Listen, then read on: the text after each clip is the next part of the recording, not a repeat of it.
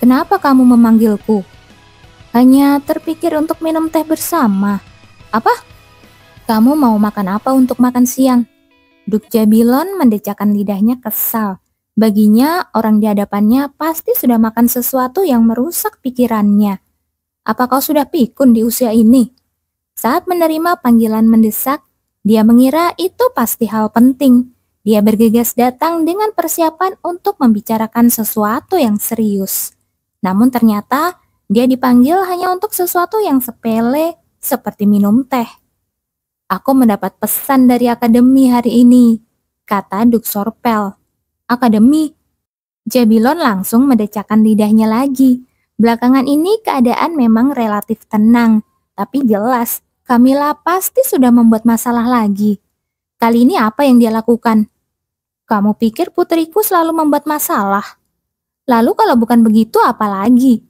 Duk Sorpel berdehem, berusaha menata kembali wibawanya. Begini, putriku, dia meraih peringkat pertama. Apa? Dia mendapat peringkat pertama dalam ujian tengah semester. Jabilon terdiam cukup lama, bertanya-tanya apakah dia salah dengar. Peringkat pertama, untuk memperjelas saja ya, kau tidak memanggilku hanya untuk menyombongkan hal itu kan? Dia dapat peringkat pertama.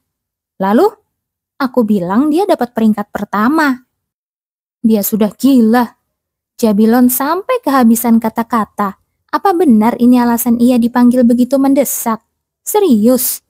Dia diberitahu agar segera datang. Mengira ada bencana besar, tapi ternyata hanya untuk mendengar omong kosong ini. Biar kutanya sekali lagi, kau benar-benar memanggilku hanya untuk menyombongkan itu? Dia dapat peringkat pertama. Putraku selalu peringkat pertama. Berhentilah memanggil orang hanya untuk omong kosong seperti ini. Memang apa istimewanya kalau anakmu bisa bagus dalam ujian? Jabilon berdiri dan berteriak. Rasa frustasinya begitu besar hingga dia merasakan nyeri menusuk di bagian belakang lehernya. Apakah salah kalau aku merasa bangga? Suara tenang memecah suasana, membuat Jabilon menoleh dengan ekspresi bingung. Duk Sepra yang sejak tadi hanya diam sambil menyeruput teh, bergumam muram pada dirinya sendiri. Peringkat kelima juga masih termasuk tinggi. Apa sebenarnya yang dikatakan orang ini? Mengabaikannya, Jabilon menunjuk Sorpel dengan penuh tuduhan dan kembali berteriak. Berhentilah bersikap kekanak-kanakan. Kita ini sudah terlalu tua untuk hal-hal konyol semacam ini. Dia benar-benar tidak bisa mempercayai ini. Orang yang sama, yang tetap begitu tenang bahkan ketika Lutfil menjadi seorang swordmaster, sekarang bertingkah seperti ini. Jabilon berulang kali mendecakkan lidahnya dengan kesal. Apakah salah kalau merasa bahagia? Peringkat kelima juga bagus. Sekali lagi, Duk Sepra bergumam dengan suara kecil. Suasana hatinya semakin merosot. Ada apa dengan semua orang hari ini? Jabilon memijat pelipisnya, berusaha mengusir sakit kepala yang mulai menyerang. Dia benar-benar tidak mengerti kenapa semua temannya bertingkah aneh begini. Suara ketukan pintu terdengar sebelum seseorang melangkah masuk ke dalam ruangan. Camilla bangkit dari tempat duduknya untuk menyambut kedatangan itu. Yang datang adalah Luffy. Bukan sebagai seorang kepala pelayan, melainkan sebagai kepala dari Black Shadow. Berbeda dari biasanya, dia tidak repot-repot dengan formalitas sopan santun. Black Shadow hanya menundukkan kepala kepada satu orang, kepala keluarga Sorpel. Kepada orang lain, tidak ada alasan untuk memberi penghormatan. Apa alasan kau memanggilku? Langsung ke inti, Camilla menghargai itu dan menyerahkan dokumen yang sudah dipersiapkan. Selidiki orang-orang ini. Luffy menerima berkas itu dan meneliti isinya sekilas. Siapa mereka? Mereka sudah mati. Maaf? Cari tahu bagaimana mereka mati dan apa yang terjadi setelahnya. Aku ingin semua detailnya. Dokumen itu berisi informasi tentang para wanita yang telah dibunuh oleh Profesor JB, berdasarkan apa yang Camilla ketahui dari Emi. Kakakmu? Yang benar? Iya. Jadi kakakmu benar-benar membunuh semua wanita itu? Benar. Apa yang diungkapkan Emi selanjutnya membuat Camilla benar-benar tidak bisa berkata apa-apa. Motif sang profesor melakukan pembunuhan itu begitu absurd hingga sulit dipercaya. Aku dan kakakku tinggal di sebuah panti asuhan, lalu aku diadopsi lebih dulu darinya. Tempat di mana Amy diadopsi jauh dari kata ideal. Dia selalu kelaparan dan dipaksa bekerja tanpa henti. Dia tidak diambil sebagai keluarga, melainkan sebagai seorang pelayan. 8 tahun kemudian, kakakku yang sudah berhasil dalam hidupnya datang untuk membawaku pergi. Namun, orang tua angkat Amy menolak melepaskannya, kecuali dia membayar biaya yang telah mereka keluarkan untuk membesarkannya. Profesor JB sudah melakukan segalanya demi membawa Amy kembali, tetapi akhirnya aku mati. Orang tua angkatnya mengklaim bahwa itu hanyalah sebuah kecelakaan yang tidak diinginkan, tapi kenyataannya jauh berbeda. Merekalah yang telah mendorong Amy menuju kematiannya. Saat itulah kejahatan kakakku dimulai. Seakan-akan sebuah saklar dalam dirinya telah terbalik, tindakannya menjadi sembrono, hampir tak terkendali. Jika dia hanya membalas dendam kepada orang-orang yang telah membunuh Amy, mungkin Camilla tidak akan mendukungnya. Tapi setidaknya dia bisa memahaminya. Tapi kenapa harus menargetkan wanita-wanita yang tidak bersalah? Amy sepertinya tahu lebih banyak, tapi dia tidak pernah membagikan apapun selain detail pribadi para korban. Aku punya satu pertanyaan. Apa itu? Suara Luffy membuyarkan lamunan Camilla. Bagaimana kau bisa tahu? Tatapannya menancap langsung ke mata Camilla, tajam dan penuh selidik, seolah menantangnya untuk berbohong. Bahwa aku adalah kepala Black Shadow, atau bahwa kau tahu sesuatu tentang organisasi kami? Black Shadow sepenuhnya eksis dalam bayangan. Keberadaannya bukanlah sesuatu yang bisa dengan mudah diketahui orang. Bahkan di dalam keluarga Sorpel sendiri, hanya satu orang, Sang Duk, yang mengetahui kebenaran sepenuhnya. Bahkan Lutfil, pewaris berikutnya, tidak mengetahuinya. Namun kini, Camilla bukan hanya menyebut nama organisasi itu, tetapi juga mengidentifikasi Luffy sebagai pemimpinnya. Camilla menurunkan suaranya. Pertanyaan ini sudah ia perkirakan, dan ia sudah menyiapkan jawabannya. Aku hanya melihatnya. Melihatnya? Iya, saat aku menatapmu, semuanya terungkap dengan sendirinya. Aku melihat orang-orang memanggilmu pemimpin mereka. Aku juga melihat betapa ayah sangat menghargaimu. Dia memainkan kartu trufnya dengan alasan yang sudah biasa ia gunakan. Apa yang bisa dilakukan jika dia berkata bahwa ia melihatnya? Nona, apa kau berharap aku percaya? Luffy, kau lupa. Sebelum ia bisa menyelesaikan kalimatnya, Camilla segera menekankan titik lemah itu. Ekspresinya berubah berani dan penuh wibawa. Akulah yang menemukan telur Divine Beast. Itu benar. Mendengar itu, Luffy terpaksa mengangguk. Selalu ada sesuatu yang ganjil tentang kemampuan Camilla. Menemukan telur Divine Beast adalah keajaiban yang tidak seorang pun bisa jelaskan, kecuali sebagai bakat unik miliknya. Camilla bersorak dalam hati. Tentu saja, semua itu bohong. Sebanyak apapun ia mengamati dunia ini, Camilla tidak tahu segalanya. Informasi tentang Luffy dan Black Shadow berasal dari sang pelayan hantu Derin.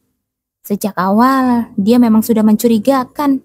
Ketika dia bertemu dengan Jude di Danau Roh, Derin melafalkan informasi detail tentang pria itu.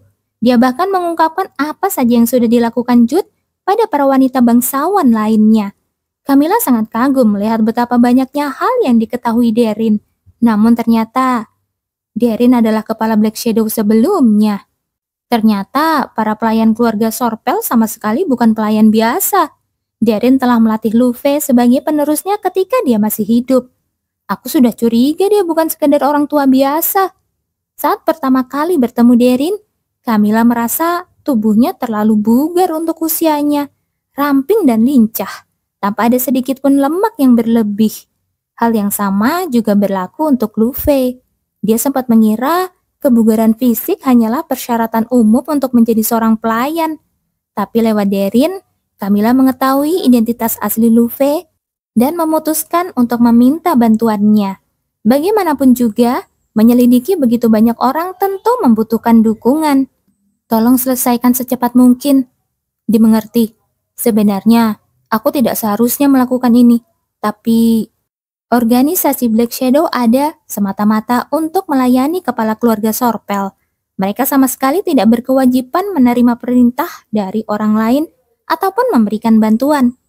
Kali ini, anggap saja sebagai pengecualian khusus. Luffy memutuskan untuk membuat pengecualian bagi Camilla, terutama karena dia telah berhasil mengungkap keberadaan organisasi itu dan juga identitas dirinya. Tolong jangan sampai ayah tahu soal ini. Luffy sempat ragu mendengar permintaannya. Untuk saat ini, aku akan menyetujuinya. Luffy sedikit membungkuk sebelum meninggalkan ruangan. Begitu pintu tertutup, Camilla langsung terjatuh di kursinya.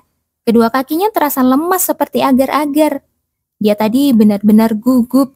Luffy yang biasanya tampak santai, lenyap, digantikan sosok pemimpin Black Shadow yang tajam dan tak tergoyahkan. Sekarang, aku hanya perlu menunggu sampai penyelidikan itu selesai. Camilla merebahkan dirinya ke atas ranjang. Tidak ada lagi tenaga tersisa untuk melakukan apapun hari itu. Apa itu benar? Iya, terima kasih. Ini akan sangat membantu. Senyum cerah mengembang di wajah Profesor JB. Camilla baru saja memberitahunya bahwa dia akan membantu penelitian sang profesor. Apa yang harus kulakukan? Dari buku-buku yang kau bilang dimiliki keluargamu, tolong salin bagian-bagian yang akan kutunjuk, lalu bawakan padaku. Baiklah, kalau begitu aku akan menyiapkan bahan-bahan yang diperlukan dan segera memberitahumu. Aku menantikan kerjasama kita. Aku juga. Saat Camilla berdiri untuk pergi, pandangannya melirik ke area di belakang Profesor JB. 7 arwah perempuan itu masih saja melayang di sekelilingnya. Kemarin menandai hari keempat sejak ia menugaskan penyelidikan pada Luffy. Lelaki itu telah menyerahkan berkas lengkap mengenai para wanita yang menghantui JB. Dan sekali lagi, perasaan itu menohokku. Pria ini benar-benar seorang psikopat. Para wanita yang dibunuhnya semua memiliki kesamaan yang mengerikan. Mereka adalah anak-anak adopsi, dan mereka kesulitan menyesuaikan diri dengan keluarga barunya. Ketika Camilla menyadari hal itu, dia diliputi ketidakpercayaan. Mengapa membunuh para wanita yang telah menanggung rasa sakit yang sama dengan adiknya? Bagaimanapun juga, tindakan profesor jelas tidak masuk akal. Setelah meneliti laporan penyelidikan yang diberikan Luffy, Camilla sampai pada satu kesimpulan. Dia melirik ke arah Profesor JB yang seperti biasa menampilkan senyum polosnya. Jadi, aku berikutnya. Camilla tahu dengan pasti bahwa dirinya adalah target selanjutnya. Apakah aku juga terlihat seperti itu di mata orang lain? Tangan Camilla menghujamkan garpu ke kue dengan penuh tenaga. Semuanya kini begitu jelas. Alasan Profesor JB memintanya mencari bahan dan menawarkan bantuan. Jadi, aku terlihat seperti orang yang sedang disiksa juga. Sama seperti para wanita lain yang dia bunuh, dia yakin Camilla pun tidak dicintai dan diperlakukan buruk oleh ayah tirinya. Ternyata, saat dia menawarkan konseling waktu itu bukan sekedar basa-basi. Ada satu kesamaan lain yang dimiliki semua wanita korban. Mereka pernah menjalani sesi konseling dengan Profesor JB. Kepada sikap luarnya yang penuh kebaikan, mereka menceritakan luka yang telah lama mereka pendam. Camilla, iya? Camilla menjawab sambil tersenyum, namun matanya tetap meneliti dengan seksama. Kini dia sadar, Duk Sorpel tidak mengenakan pakaian biasanya. Bukan mantel sederhana, atau jubah kerja yang biasa ia gunakan di rumah, melainkan setelan resmi, rapi, dan berwibawa. Pakaian yang hanya dipakai saat hendak menghadiri pertemuan penting di luar. Apa beliau mau pergi ke suatu tempat? Camilla menahan diri untuk tidak bertanya lebih jauh, menyesap tehnya perlahan, sambil menunggu apakah sang Duk akan menjelaskan dengan sendirinya. Saat melihat ekspresi Camilla yang tampak penasaran, sang Duk melanjutkan, "Ini pakaian yang akan kupakai untuk rapat Dewan Kekaisaran nanti. Itu masih minggu depan, Kenapa dia sudah mengenakannya sekarang? Walau merasa bingung, Camilla memilih untuk tidak bertanya lebih jauh. Warnanya sangat indah, ujarnya sambil memberi pujian ringan.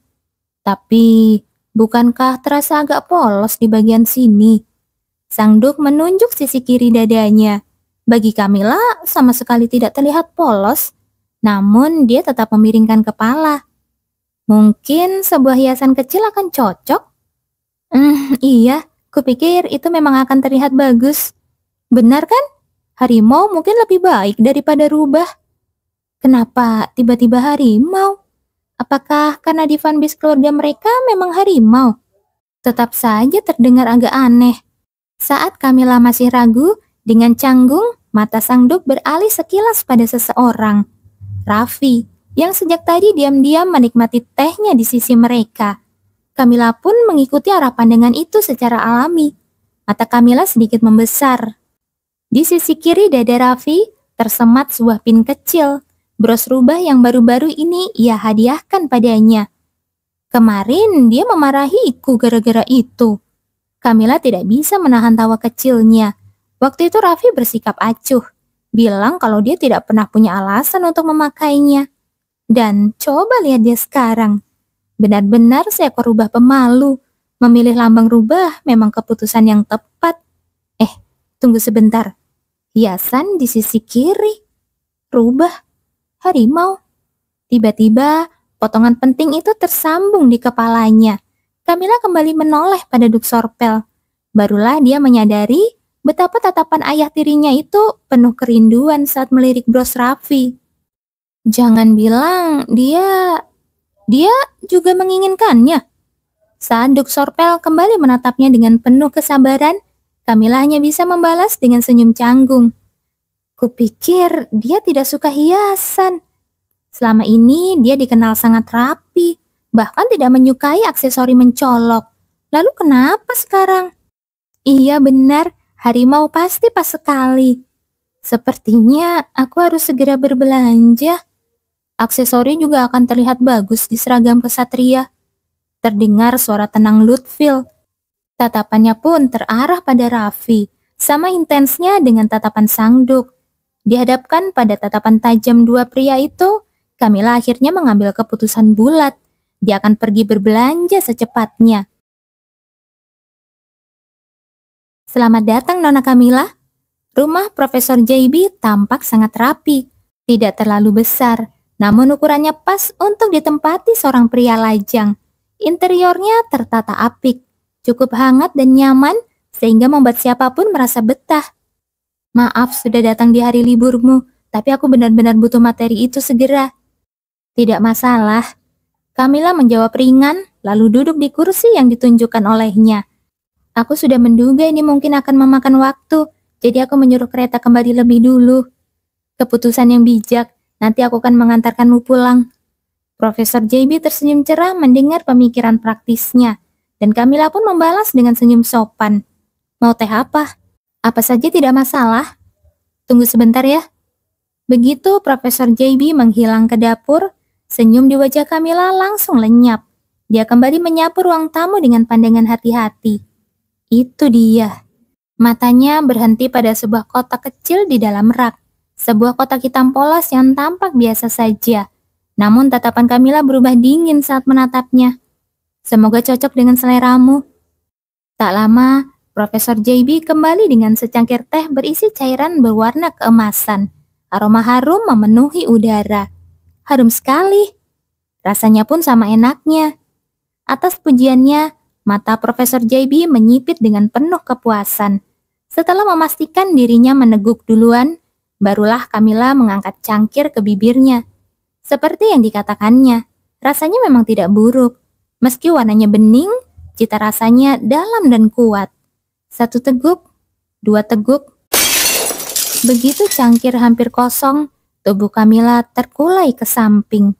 Cangkir tehnya jatuh berderai ke lantai. Profesor JB sama sekali tidak terkejut, seolah memang sudah memperkirakan hal itu. Dia hanya menyesap sisa tehnya dengan tenang. Lalu bangkit dari kursi, dia pelan-pelan membereskan pecahan cangkir. Setelah kembali dari dapur, Dia berdiri di atas Camilla yang kini tertidur lelap. Menatap wajah Camilla yang tampak damai, ekspresi Profesor JB berubah sendu.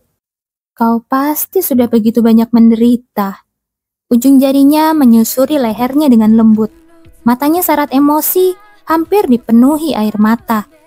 Kasihan sekali, jangan khawatir, kau akan segera tenang.